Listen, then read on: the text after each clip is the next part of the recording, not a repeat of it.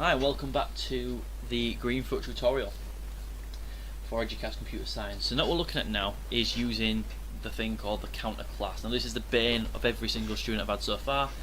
Everyone seems to really struggle with using this counter, okay? And it's not that difficult. Now so far what we've seen is that they give you this class. This class is given to you for free. So it's got all the things that displays the counter, we can tell because it's got the counter showing there, a little zero, and they've actually give you some code that actually increments a counter for you as well. So what you've actually got to do is, to get full marks, is to actually use it properly. Now, first things first, easy marks. You look at your crab, and all you've got to do is put a piece of code in here that actually uses the counter. So to do this, you go to your water, your weld, and you look for the counter class code. So you should see here, counter equals new counter. We can take that really easily, put it into the crab, and it's a good idea to stick it just above the acts method. Then we go there, counter, full stop, control space, look for bump counter, stick in how many points you want to go up by, and that's it done.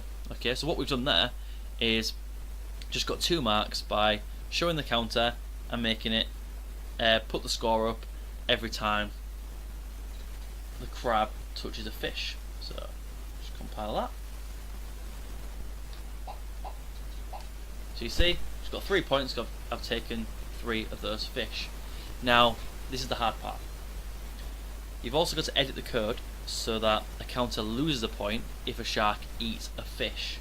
So now we've got to basically use a lot of the code we've already used so far. So if we look at this function here, what you can do is make a second function to reduce a score. Or in the sample assessment materials, to get an extra mark, it says you've got to use a thing called parameter passing. So parameter passing means putting something in these brackets so you can use it as a function. So I'm going to stick in string with a capital S, string mode. Now if mode is equal to add, so if we're adding to a score, we're going to add to the score using the total count plus equals amount. If it's anything else you type in there, we're going to use minus equals to take 1 away. Copy that, paste it in there, change the plus to a minus, compile, and now you see it's brought up syntax error on this bump counter, and that's because we've now got 2 parameters. So what we need to do there is stick add in there, so I'm going to add 1 to the score. We're going to copy this entire section of code. We're going to go into the shark. We're going to add this in here.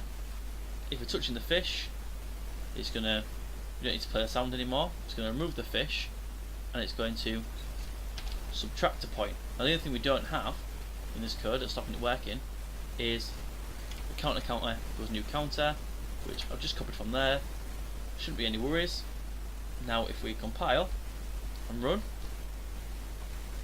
see, I've lost 3 points because the sharks have eaten the fish before me, so I've got minus 3 points.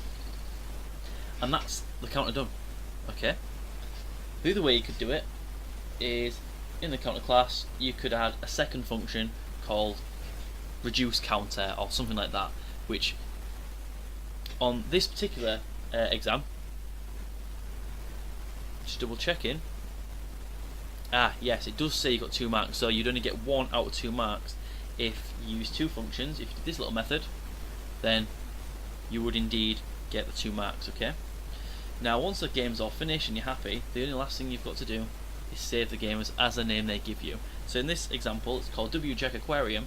You want you to save it as full aquarium, so you just do save as. I'm going to stick it in my downloads, that's where I am. Then you just want to call it full aquarium. Press save, it'll disappear for a little bit, it'll reappear, called full aquarium, like that, and we are done. And that's it, we've just got 15 out of 15 for the Greenfoot section, which means we're on 15 marks out of 60 for Greenfoot, which is really good. So if that's helped you, fantastic. If not, I'll try and do better next time. I'll do one more video going through a summary of all different pieces of code. But if you enjoyed that, please like, share, subscribe. If you know anybody else that's using Greenfoot or doing Eduqas Computer Science, by all means point them to this video. But other than that, thank you very much for watching. One more video to come for Greenfoot, and then we're going to look at HTML. Thank you very much.